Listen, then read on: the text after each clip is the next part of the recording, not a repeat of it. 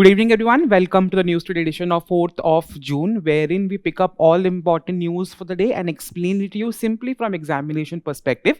So let's look at the important news which we're going to cover today. So a major fire has been in the South Delhi building, which has exposed the recurring fire hazards in the Indian cities. Then, a United Nations University Institute has released a report highlighting threats to natural resources due to rapid growth of artificial intelligence use. Then, Russia has delivered the fourth squadron of S-400 air defense systems to India, followed by there has been India's new middle class and its impact on economy will be discussed. And then lastly, India has become the world's second largest solar growth market in 2025 as per the Environment Minister. Along with certain quick updates, we are also going to discuss place in news, that is Cambodia. So the very first news or a very unfortunate event has happened yesterday wherein a major fire has broke out in the South Delhi region, which has exposed that how much recurrent this has become in the Indian cities of India. There has been multiple incidents which you must have seen in newspapers or in news wherein fire hazards are happening and it is creating a lot of damage, and that is where we are going to study that how exactly what are the reasons of this recurrent nature of fire hazards and what could be done, how exactly the fire system or it is getting regulated in India, what is the governance mechanism and what could be the way forward. That would be our course of discussion. That specific topic pertains to your disaster management, and this of course is a classification of man-made disaster. So again, a very important topic you can pick out for your upcoming mains examination as well. So if you look at the reasons, so as per the United Nations Global Assessment Report, it has classified कि fire hazards is no longer a normal hazard. It is going to be classified as a major hazard because it is creating a multi-level damage to the environment as well as the human life. So as far as fire hazards are there, usually what we see that it is uncontrolled burning, creating, damaging the buildings. Again, there's a loss of human lives, but there are other problems as well. For example, it also depletes oxygen. Many times you must have seen ki wherever fire is happening, smoke is released, and that is creating an idea of suffocation because there is a lack of oxygen. So people without burning in the fire, they are also getting or losing out their life. They become unconscious. Why? Because there is suffocation, there's a less of number of oxygen over there, and that leads to something called as asphyxiation, right? Then whenever there is a fire hazards, multiple items are getting burnt in that particular building. There are wires, there are furniture, so they are releasing toxic gases which are again very harmful for our lungs. And many times you also see if that area where again the fire hazard has happened, it contains certain kind of gas cylinders, and again the multi explosion happens, right? There is a huge amount of explosion and burst happening, and as per the NCRB data which has been there has been 5,888 fire related deaths which has recorded nationally in last year 2024. This is the kind of data you can use in your answers in the beginning, which to highlight the gravity of the situation with respect to fire hazards. And again, a government source is a well source to use in your introduction of your answers. Now let's look at why are these recurring fire hazards happening in the Indian cities, right? So there are multiple reasons to this. Number one is unplanned urbanization. India is going for rapid urbanization, but again there's a lack of planning, right?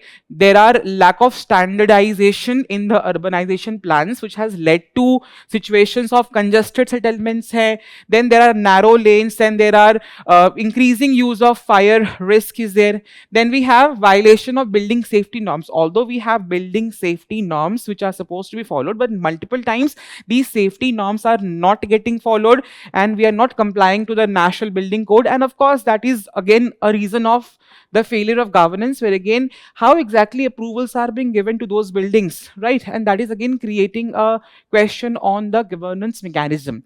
Then we have faulty electrical infrastructure. Many times we have seen that fire initially begins due to electrical failure, short circuits, aging electrical system, and that is something which needs to be rechecked time and again. There has to be a mechanism that at this level of time, between this level of time, there has to be a complete change of systems, or there has to be a lot of times inspection which has to be done.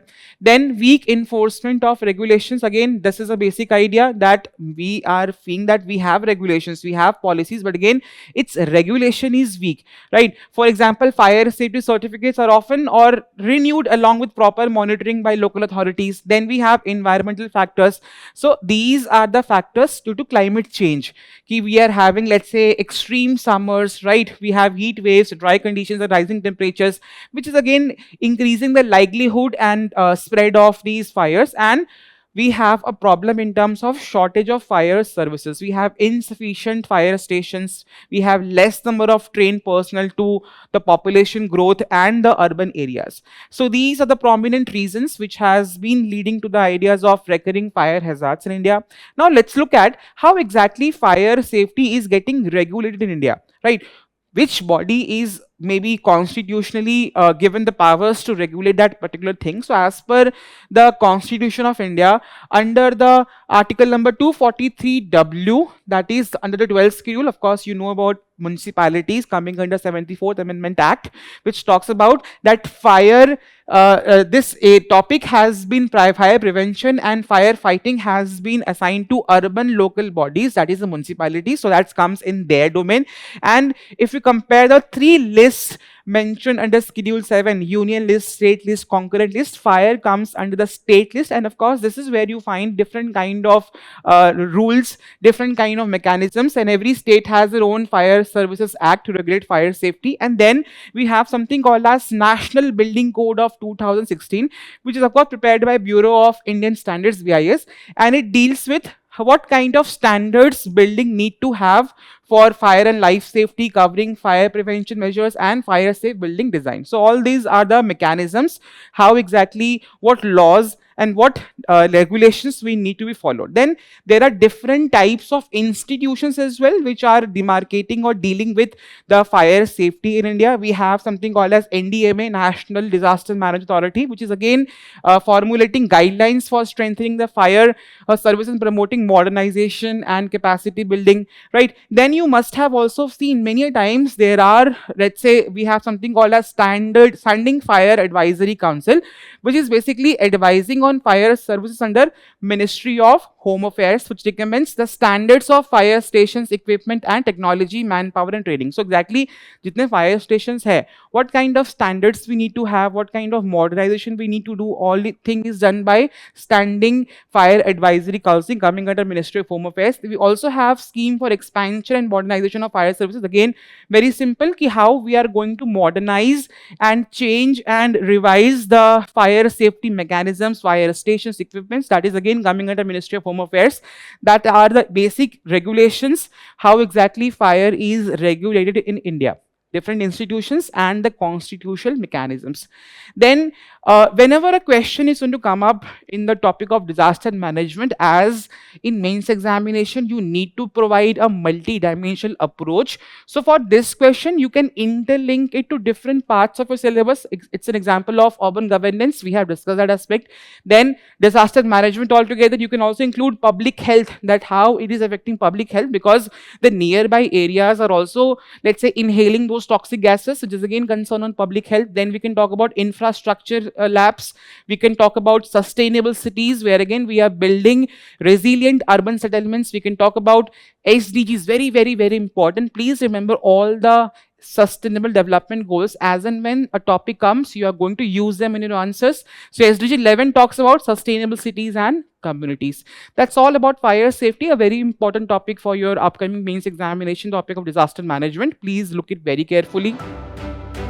The next topic we are going to deal is United Nations University Institute of Water, Environment and Health has released a report कि all of us are using artificial intelligence. Every country is using artificial intelligence, but are we considering the kind of impact they are doing on the environment? And that is something which this report has highlighted, that what kind of environmental damage is being done with the use of artificial intelligence, and that is something which you are going to learn here. Again, a very important topic wherein it is an interlinkage of technology, that is AI, and environment. So AI versus environment, a very right? And a very good topic for your upcoming mains examination. You can use that, right? So these are the themes which comes up in paper, which gives you a hint key out of all things what topic is important, because AI has been a very specific topic in your paper number 3, and every year down the line there has been questions on artificial intelligence, but again the theme changes, and this is a new theme, that how AI versus environment we are going to manage down, right? So looking at the news over here, there has been this body or this institute is called as United Nations University Institute for Water, Environment and Health, has released in its 30th anniversary that how exactly environmental costs of AI that it is leading to, because usually we imagine or we consider usually emissions only when it comes to the use of AI, but again it is creating an impact on carbon footprint is of course increasing, then again water and land footprint. So all these three are considerations with respect to AI use, right? So briefly about the institute, this is one of the 13 institutes comprising of the United Nations University, the academic arm of UN, and its headquartered in Ontario, Canada. Facts for your prelims examination, right? That is something which you should remember. Now let's look at what kind of damage is created and what kind of environmental costs are associated with the use of artificial intelligence. Number one is electricity. Of course, usually we usually use, again, you use chat GPTs or different kind of let's say AI platforms. You just maybe you can ask a question ki, please give me a 500 words essay on environmental use of AI. So again, just a simple message or a prompt which you give, that leads to a lot of use of energy, and that is something which we need to understand. These are large learning models, LLMs, and they require huge amount of electricity to be let's say to get used to, right? So, and that is where the computation comes down from electricity. So there is a projection that by 2030 the global data centers powering AI are projected to consume 945 terawatts hours of electricity. Very huge, right? You can compare it to maybe usage of 1 or 2 countries amount of electricity which they are using. That is equivalent to 945 terawatts, right? Because AI needs data centers, right? जब हम बात करते हैं cloud, again cloud is nowhere in the clouds, it is there in the data centers itself. There is a huge amount of power which is being consumed over there.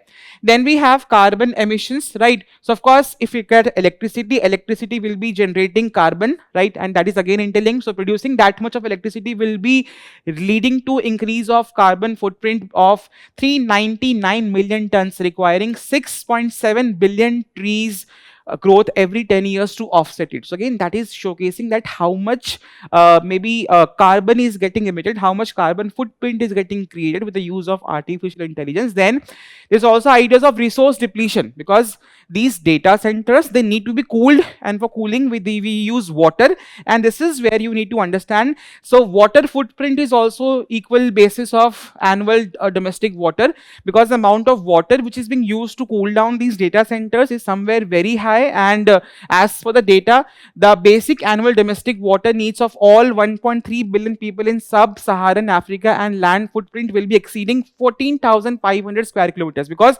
for data centers you need land parcels where again you're going to construct those data centers. So again, that is the cost to environment. One is carbon footprint, then electricity, of course electricity vis-a-vis carbon, then we have water consumption, then we have the land consumption. So these are the possible maybe let's say impact or the cost of AI on environment.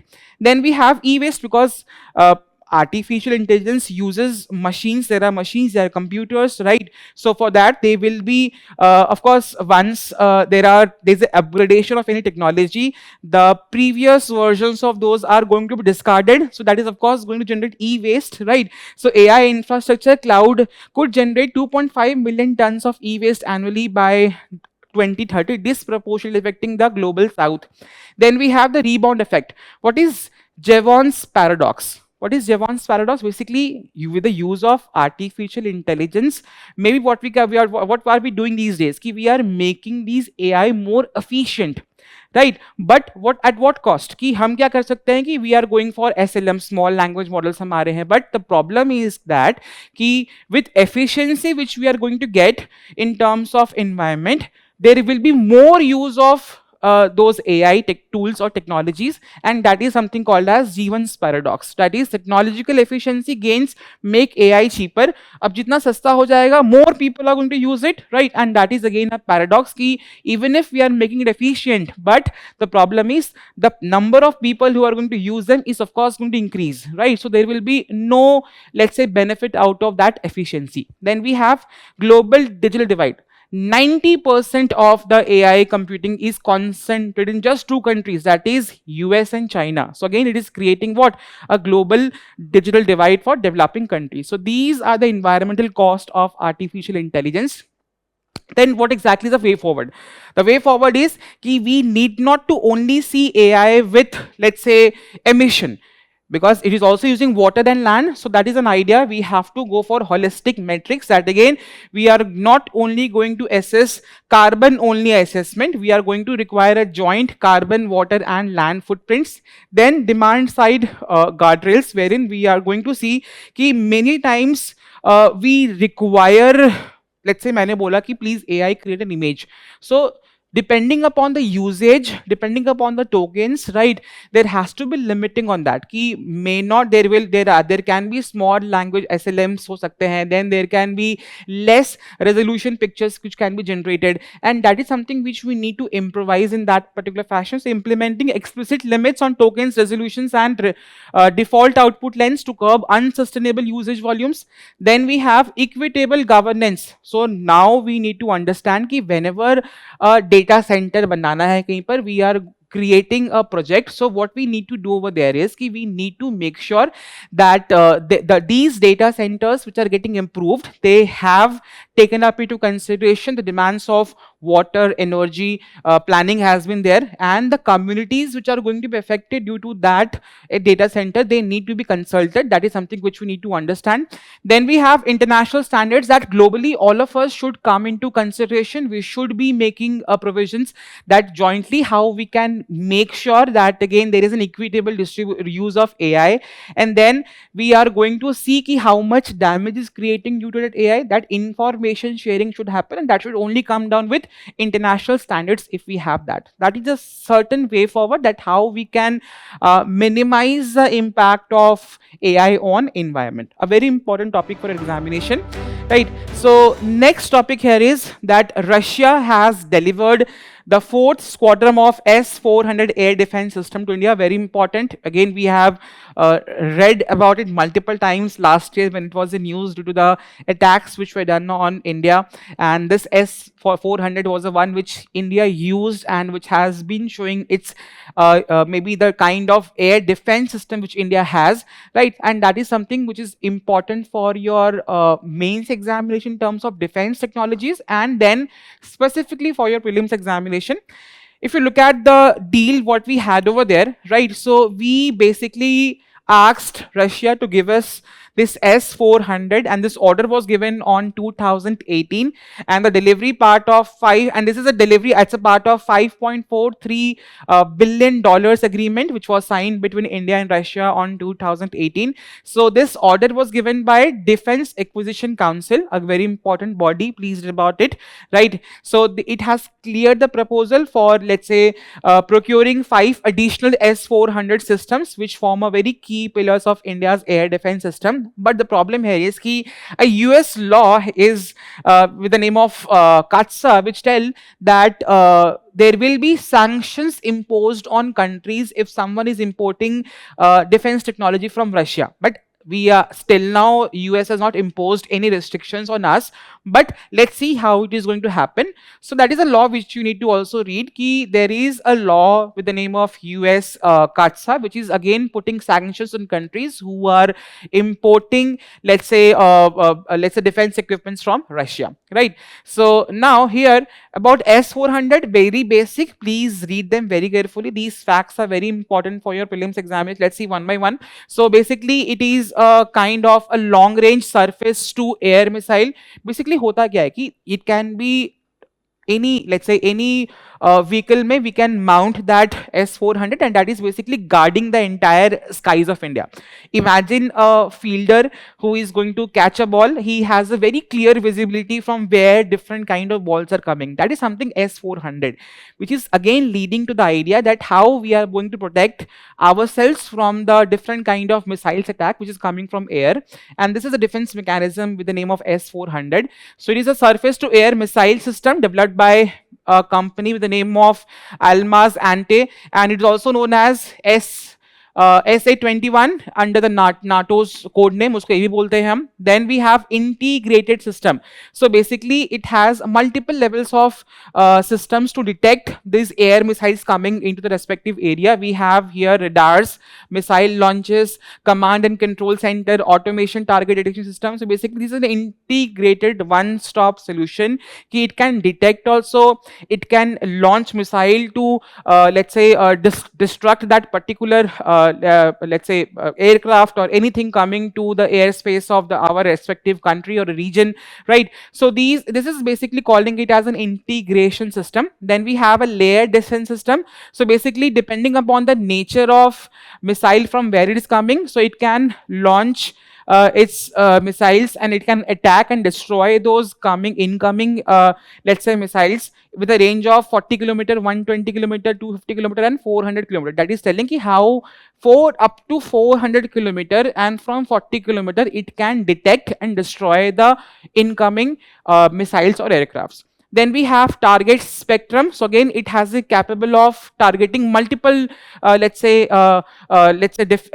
coming missiles coming to the respective region. कि ऐसा नहीं है कि एक आ रहा तो एक ही को destroy कर सकता है. There is a mechanism that it can target multiple missiles coming to the respective region at a similar time. That is a basic advantage. Then it has a detection capability. So it can detect aerial targets up to 600 kilometer far away.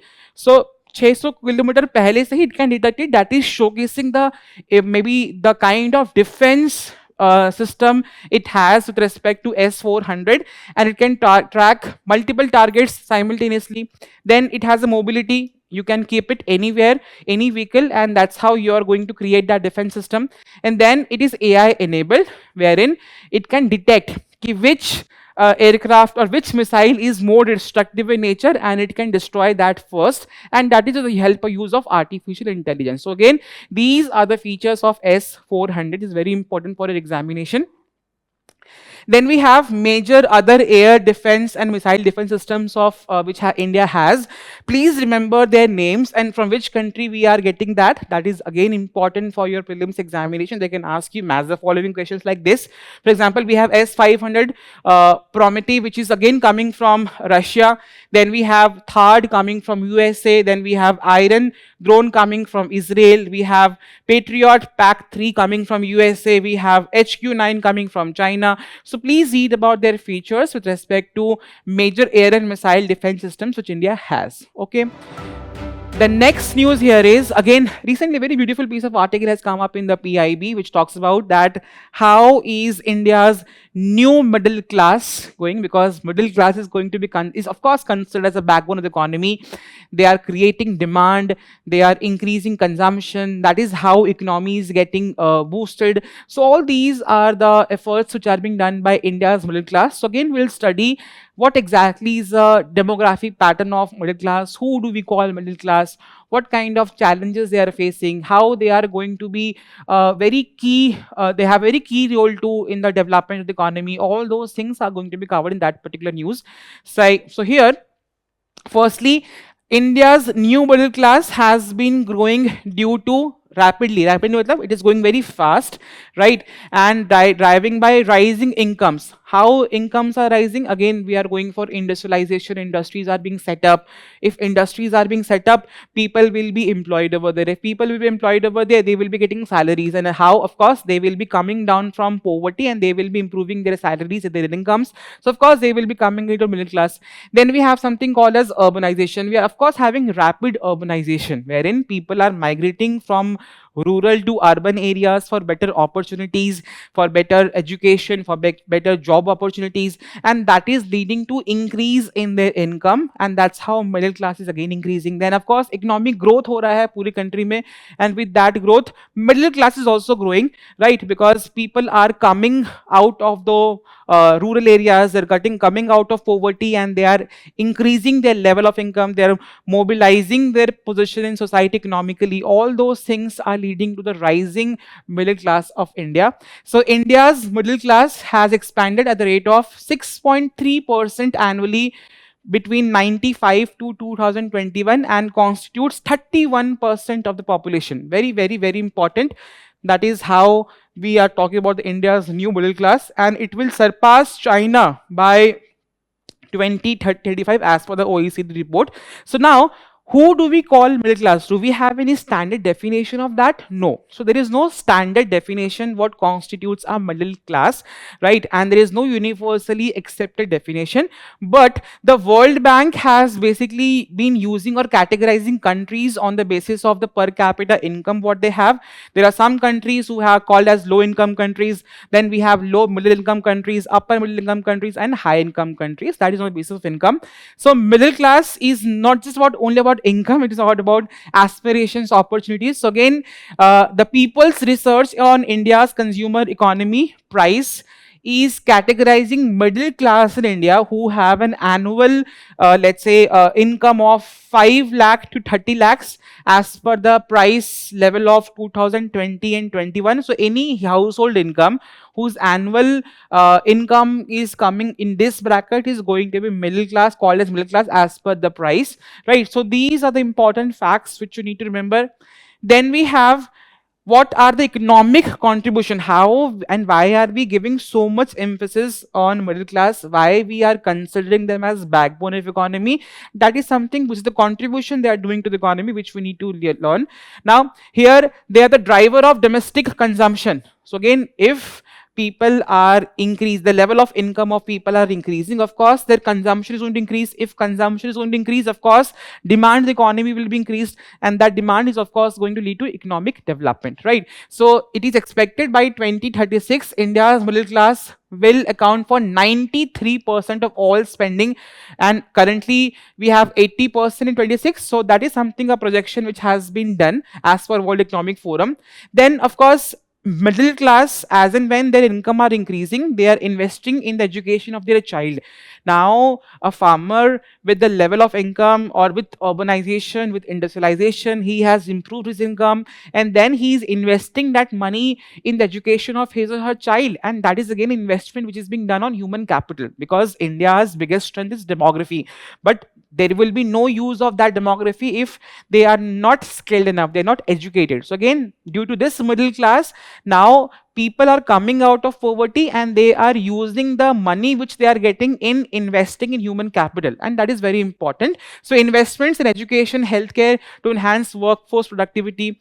Then we have entrepreneurship drivers. So basically you must have seen jitne bhi aajkal big entrepreneurs hai, they are not very rich, ultra rich hote nahi hai. These are normal people who have educated, who have got good education, and now they are becoming entrepreneurs, they are giving jobs. So again, that middle class is again becoming entrepreneurs. Then tax contribution. So again, we have seen ki how much compliance is being done on tax by middle class. So income tax, GST, investment, support, government, revenues and capital formation. And then social stabilizer. So basically this middle class is promoting what? Social mobility. मतलब लोग गरीबी से निकल के they are improving they're mobilizing their position up in society, and that is going to leading to economic stability in the country. So these are the economic contributions of middle class. Then we have what kind of challenges India's middle class are facing. We can relate everything. देखो we all are coming down from middle class only, right?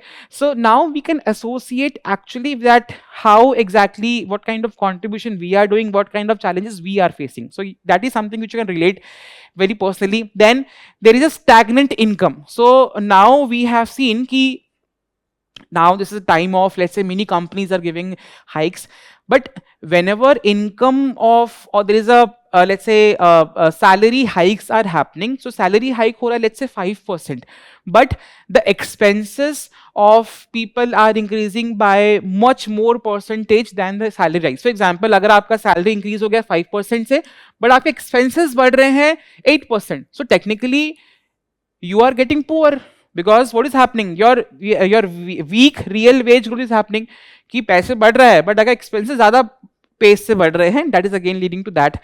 Then we have rising cost of living. You must have seen how much everything has become expensive. You cannot afford to buy a house in Mumbai, Gurgaon. In fact, the rents are also rising, the living costs are rising, right? So that is again a problem which is being faced by middle class, mehengai, right? Then we have job insecurity. We have seen with the coming up of AI technologies, there is a demand for more skilled level of jobs. People are losing out on their jobs. That is again a challenge faced by middle class. Then we have something called as gig workers are increasing, right? So all of these are increasing employment uncertainty. Then we have consumption-led financial stress.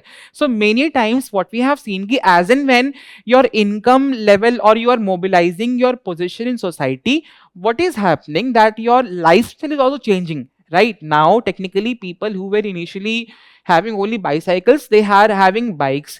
Now, people who had bikes, they're having cars, right? And that is leading to lifestyle changes. अब car खरीदने के लिए आप क्या आप loan ले लेते हो. So basically, your income source is not as much as high, but you are taking loans, you are in debt to upgrade your lifestyle, and that is something which has been mentioned over here, right? Then, and that is leading to what? Debt हो जा रहा है और आपकी savings कम हो रही है. Then we have inadequate social security. Till now, we, as per different kind of developed countries which have good social security mechanisms, India does not have that. We do not have maybe a good health insurance, pensions, and unemployment protection which is being given by the country. Although we have multiple schemes around that, but that is not up to the mark. And these are the challenges which are being faced by middle class.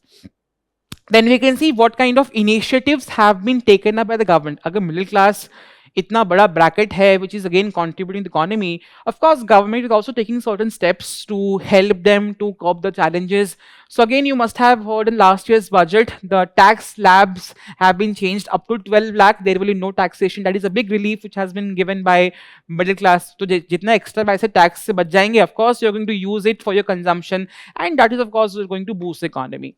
Then we have financial inclusion, entrepreneurship. Again, we have PM Jan Dhan Yojanas. We have JAM 20, which is again leading to coming of people in the in the formal financial domain. All those things are there. Then housing, there are different, because again affordability is a big issue. So again, we have schemes launched by the government which is making affordable housing, so that again people can buy first houses at an affordable rate. We have PM Awas Yojana Urban. We have special window for affordable and mid-income housing fund.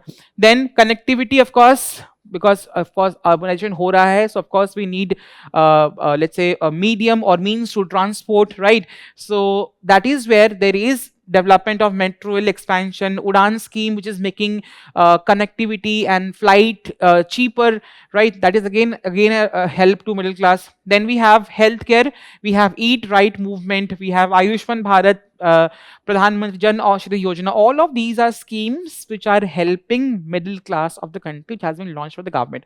Again, a very important topic for an examination. There could be a question on, let's say, paper 1 society, or paper number 3 economics, or paper number 2 governance. You can use anywhere these kind of data whenever they're talking about middle class or growth in general. In economic growth ka question aa gaya, you can use the angle of how middle class is again engine of growth of Indian economy. That is something which can be interlinked. So as per the examination, you can link its relevance to economy in terms of consumption, growth and investment, in terms of society, social mobility, urbanization, specific topics of the syllabus, then governance in terms of taxation, welfare schemes, employment in terms of job, skills, entrepreneurship, internal stability in terms of strong middle class support, social stability. All of these are interlinkages which you can use as and when different kind of questions are asked around these particular topics or subjects in a GS papers. The next topic we are going to discuss is India has become the world's second largest solar growth market in 2025 as per our environment minister, which is a very good achievement of India because we are going for non-fossil fuel based energy and we have increased the power consumption to more than 50%, which we are consuming from non or renewable source of energies, right? So here we have achieved a capacity of 37 gigawatts by 2025, which is very high as because we are now in second number after China.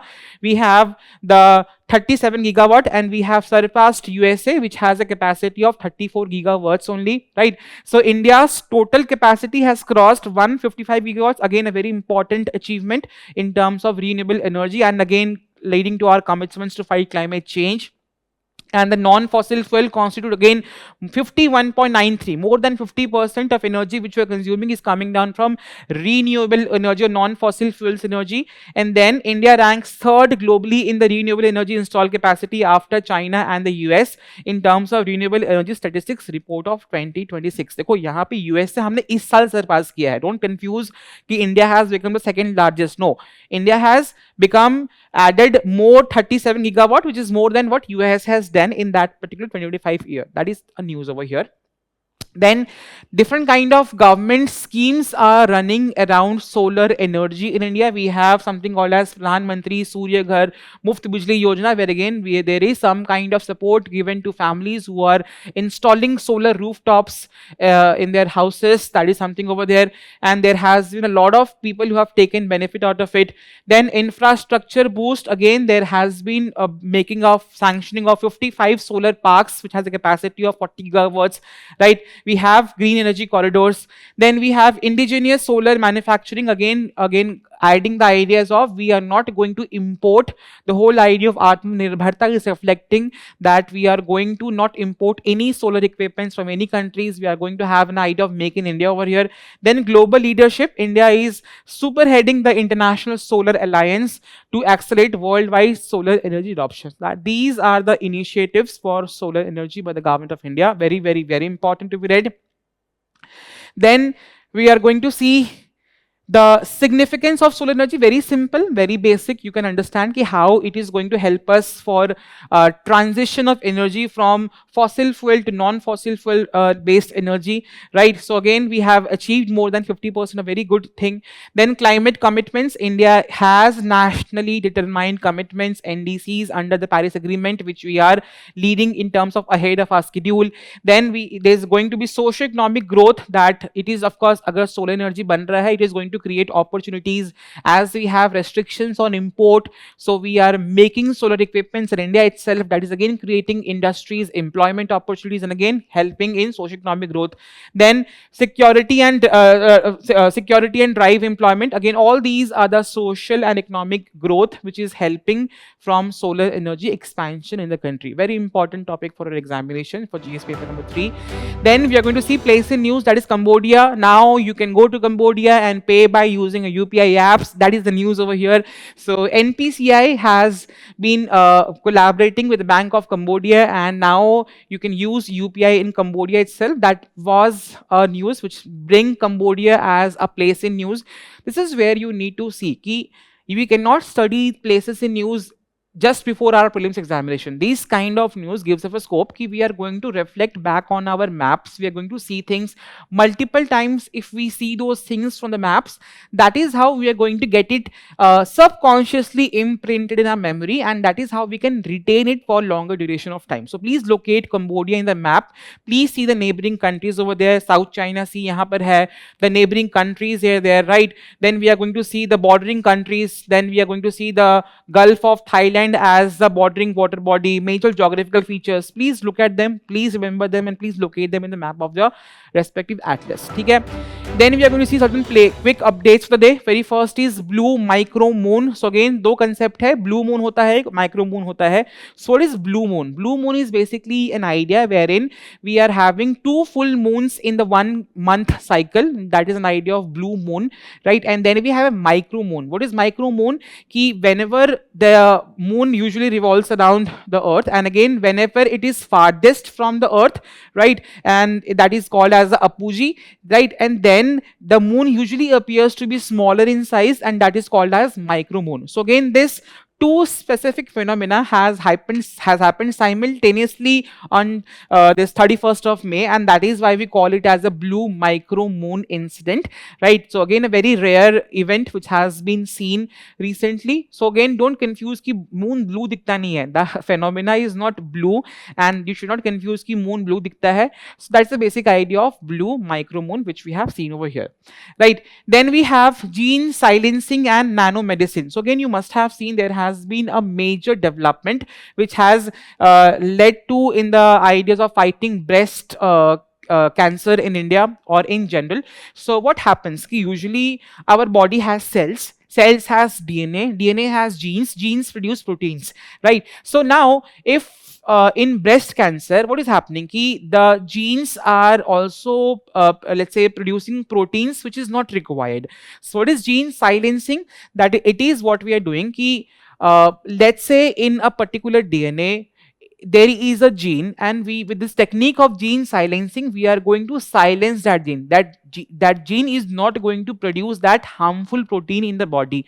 So in case of breast cancer, with the help of nanomedicine is a very small type of very small in size medicines which are used.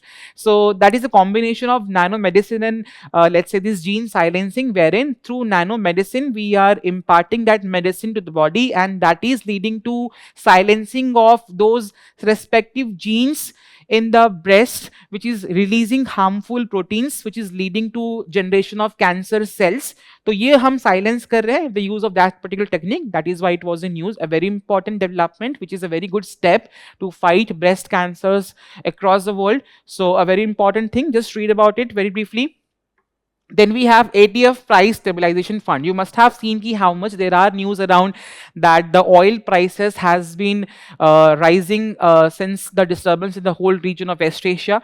So, and many of the airlines are telling that we are going to curb down the number of flight operations which we are doing in the country. And for that, government has been helping and created a fund with the name of ATF, that is ATF price stabilization fund, which is again going to help the airlines to get, let's say, money and to get less disrupted due to the price fluctuation happening in the international oil markets. So here in this, it has created a corpus of 10,000 crore rupees. So again, all the oil marketing companies are going to be getting compensated for the losses from the elevated global prices with the use of that particular fund, right? Then, and we have something called as fixed ATF price arrangement. ये होता है basically arrangement wherein irrespective of the fluctuation happening, ATF जो fuel है, that air turbine fuel, that is going to be coming down at a very fixed price, right? And that is exclusive rights of ATF supply to oil marketing companies, right? So duration for that particular fund is 36 months, subjected to annual review, and it is significant in terms of accounts for nearly 40% of airline operating cost. अगर fuel का दाम बढ़ गया, of course you're going to see the rise in the prices of air tickets, right? And that is something which government does not want to do, and this is where this kind of support has been provided to these airline companies. Then we have peatlands. What are peatlands? You must have heard about wetlands. Again, it is a part of wetland ecosystem. What are peatlands? Basically, this is an area of a wetland ecosystem wherein the trees which are falling and does not get decomposed completely due to the lack of oxygen and availability of water in that particular peatland area. And these are the very beautiful sources of carbon absorption, right? So this is where peatlands has been there on the National World's Peatland Day on 2nd of June, which has highlighted the importance of peatlands in critical role in wetlands. So peatlands are basically part of waterlogged wetland ecosystem wherein it has partially decomposed organic matter due to what peat बोलते हैं उसको, right? Due to what bogs, fens, mires, अलग-अलग नाम से जाने जाते हैं ये. So basically these are the areas where again the trees are not getting decomposed, and that organic thing over there is leading to more carbon absorption. So these are the facilities, right? So here they cover 3 to 4% of Earth's land surface and stores 30% of global soil carbon. Carbon sinks होते हैं ये, they help in regulating climate change, water flow, reduce floods, droughts, and support biodiversity. So the degradation is again going to lead increase in of greenhouse gas emissions, and that is something which we need to curb down and preserve these peatlands. Then we have perfect randomness. What is perfect randomness? Scientists have discovered a new phenomenon called as perfect randomness.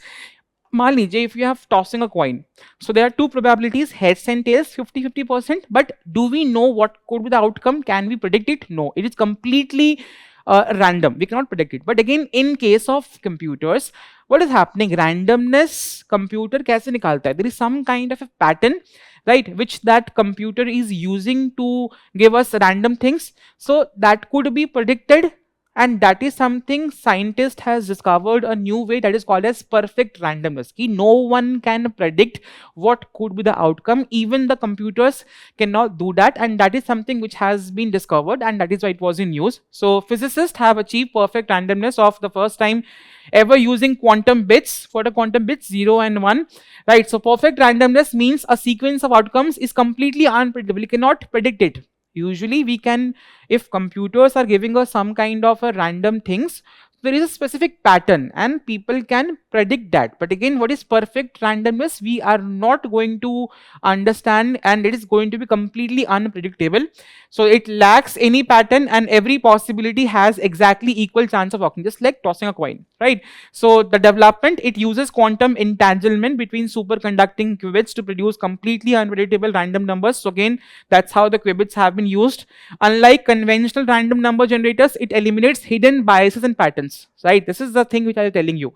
Ki usually whenever randomness is generated by computers, it has some hidden biases and patterns, and that is something which you need to understand. आपने कभी ludo खेला है in the laptops or maybe in the tabs or phones? So now you see the chances of getting 6 or maybe a number or a number of that.